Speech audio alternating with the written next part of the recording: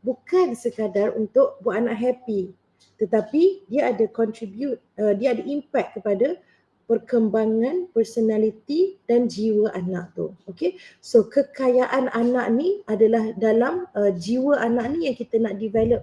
Dia ada kesedaran tentang purpose of life dia. Dia ada kesedaran tentang apakah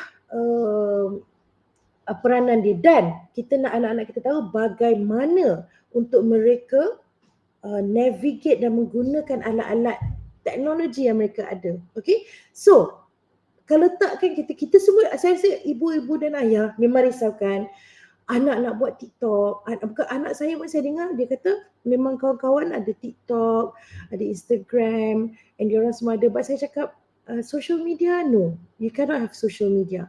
You can have, macam anak saya yang dah besar memang saya, okay, you can use a phone, tapi phone yang kita boleh control.